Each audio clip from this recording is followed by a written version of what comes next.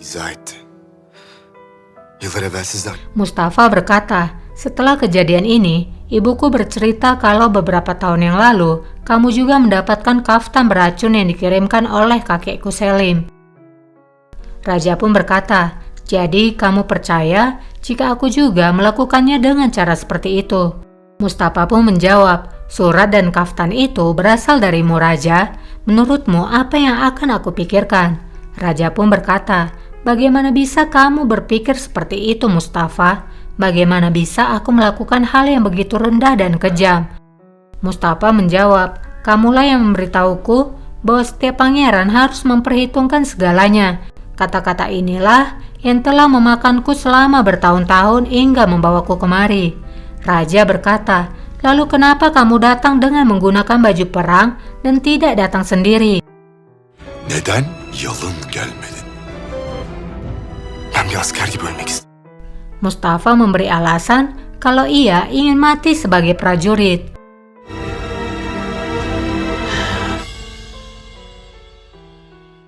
Sementara di luar, semua orang pun menunggu. Cihangir lalu datang. Lukman mengatakan kalau Pangeran Cihangir tidak diperbolehkan masuk ke dalam. Mendengar hal itu, Cihangir pun mendekati Rustem yang sedang menunggu dengan mengatakan, kalau sampai satu rambut jatuh dari kepala kakakku, maka banyak orang akan dipenggal termasuk orang yang membuat jebakan ini. Seolah-olah Cihangir telah menuduh Rustem. Tuzak kuranların. Rustem hanya menjawab, kembalilah ke ruanganmu pangeran. Cihangir pun berkata, tidak ada satu orang pun yang bisa menyuruhku melakukan apapun Rustem Pasha. Rustem pun diam dan hanya menatap Pangeran Cihangir. Rustem Pasha.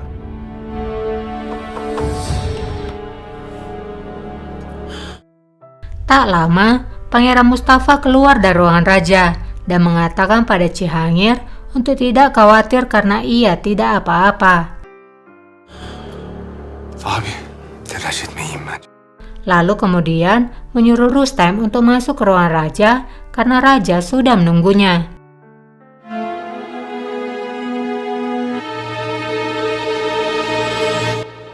Hünkârım. Raja memerintahkan kepada Rustem agar semua prajurit kembali ke kampnya. Raja juga memanggil Lukman untuk memanggilkan Ferhat Aga. Odalarına çekilsinler. Emredersiniz. Ağalar! Ferhat Aga gelsin. Singkatnya, Ferhat Aga pun sudah berada di ruangan raja.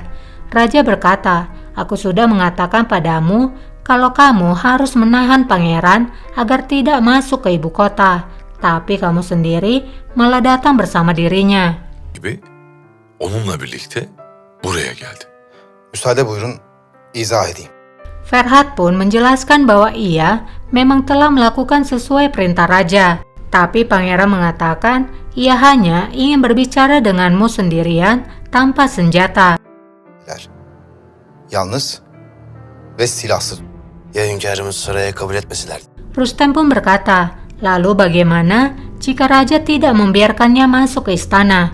Apa yang akan kamu lakukan kemudian? Ferhat pun menjawab, aku akan membuat pangeran kembali ke provinsinya, itulah yang akan aku lakukan. Akhirnya raja pun tidak mempermasalahkan Ferhat dan menyuruhnya untuk pergi. Hünkârım, ne olursa olsun Ferhat Ağa'nın yaptığı... Namun Rustem berkata bahwa tindakan Ferhat tidak bisa diterima. Aku telah melihat dia dan para Janisari ada kemarahan di mata mereka dan pedang di tangan mereka. Hem Yeniçerileri gördüm. Gözlerinde öfke. Namun raja tidak membahas hal itu, hanya menanyakan siapa yang mengirimkan racun itu, siapa yang bermusuhan dengan anakku. Jawab aku, bentak raja. Kim? Sen bana bunun cevabını ver. Şehzademizin... Rustem pun menjawab bahwa itu mungkin saja seseorang yang ingin mengambil keuntungan dengan pemberontakan Pangeran Mustafa. Raja bertanya lagi dengan marah siapa mereka, apakah Pasha, Bey, atau seseorang yang dekat dengan diriku, para sultan atau pangeran. Beylerim, yoksa daha yakından bir hanım, şehzadelerim. Belki... Rustem pun menjawab kalau itu mungkinlah orang jauh, mungkin orang kafir yang ingin mengalahkan kerajaan Ottoman. Savaş meydanlarında mağlup edemeyen kafir. Her kimse Raja lalu berdiri berteriak mengatakan, siapapun dia, bawa dia padaku. Rustem, itulah tugasmu. Rüstem, senin vazifen bu. Kau tahu apa yang membuatku bahagia? Meskipun ini adalah permainan kotor, pangeranku tidak melakukan pemberontakan dan pangeranku menyerahkan nyawanya ke tanganku. Teslim etti.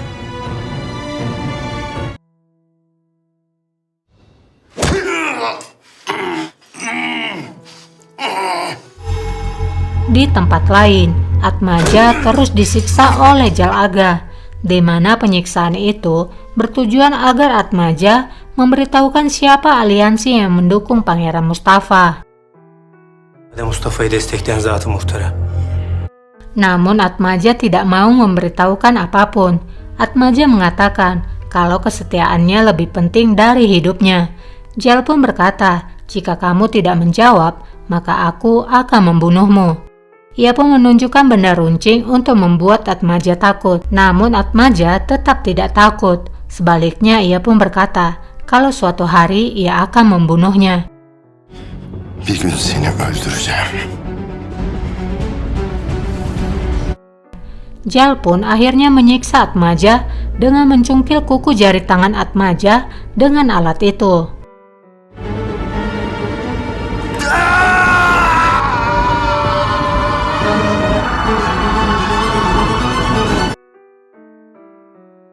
Çalıştılar. İsyan etmeni istediler. Di istana, Cihangir dan Mustafa berbicara. Mustafa menanyakan tentang apa yang ia ketahui.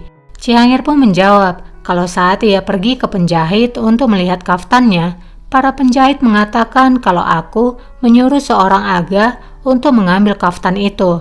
Aku memang tidak bisa membuktikannya, tapi sangat jelas kalau kaftan itu telah diracuni dari dalam istana. Aku sudah berusaha mengirimkanmu pesan melalui Atmaja, tapi aku pikir Atmaja tidak sampai kepadamu. Mustafa pun berkata kalau mereka pasti sudah menghentikannya, karena aku tidak mendengar kabar Atmaja sejak lama. Rustem telah mengambil kesempatan. Aku yakin kalau dia terlibat. Rüstem'in parmağı olduğuna eminim Cihangir. Jika kita mengatakannya kepada raja, maka kasus ini tidak akan ditutup. Rustem akan mendapatkan apa yang pantas untuknya. Pertama, kita harus membuat raja percaya jika racun itu telah dibuat dari istana. Dengan cara ini, kata-katamu akan sangat penting adikku. Cihangir pun setuju. Mühim kardeşim. Bana anlattıklarını yaparım elbette. Hoş geldin diyeceğim ama. Tiba-tiba Mirima masuk.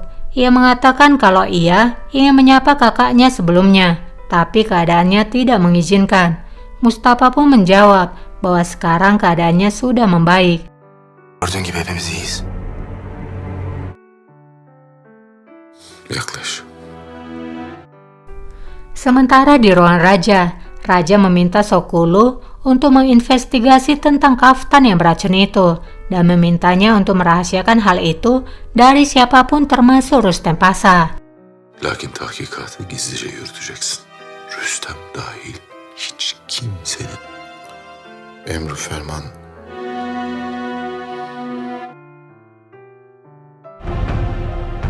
Bayezid için Di Kutahya, Hore menanyakan kepada Lala tentang Bayezid yang pergi ke pengadilan. Lala pun berbohong, mengatakan kalau hal itu tentang negara. Padahal sebenarnya pangeran ingin mendaftarkan pernikahannya dengan Hurician. Hurem lalu mengatakan lagi kalau sejak lama Mustafa Lala tidak mengiriminya pesan. Lala pun menjawab kalau ia tidak ingin membuat Hurem Sultan khawatir dengan masalah kecil. Hurem pun berkata kalau Bayezid adalah pangeran yang spesial baginya di antara yang lainnya. Lala pun berkata agar Hurem Sultan tidak perlu khawatir karena aku akan melakukan apapun untuk mempersiapkan segalanya untuk pangeran mendapatkan tahtanya. Hurem pun berkata itu tidaklah cukup, kamu harus mencegahnya melakukan apapun kesalahan. Lala pun menjawab bahwa ia akan mengingat semua kata-katanya. Hurrem pun bertanya tentang Hurician, apakah Bayezid masih menghubungi Hurician. Aku harap mereka tidak saling berkirim surat. Lala pun berbohong, mengatakan kalau hal itu adalah masa lalu. Mazide kaldı. Mal vermiyorum hünkârım. Di Istanbul, Cihangir dan Mustafa datang menemui raja di terasnya. Mustafa pun mengatakan kalau kaftan itu dikirimkan oleh Rustem, dan Rustem mengatakan kalau racun itu diberikan saat di perjalanan. Namun Cihangir mengatakan hal yang berbeda. Cihangir mengatakan kalau racun itu diberikan saat berada di istana. Bukankah begitu, Cihangir? Tanya Mustafa pada Cihangir. Öyle değil mi Cihangir? Cihangir. Cihangir pun terdiam sejenak dan mengingat kembali tentang percakapannya bersama Mirima, Mustafa abim ne kadar di mana Mirima mengatakan kalau racun itu memang tidak dapat diterima, tapi pengakuan Cihangir akan berkaitan dengan ibu mereka. Apalagi saat ini hubungan ibu dan ayah sedang tegang. Pikirkan ibu kita. Apakah kamu berpikir kalau ibu adalah penyebab dari semua ini? böyle bir sebeple itham edilmesini istemezsin, öyle değil mi?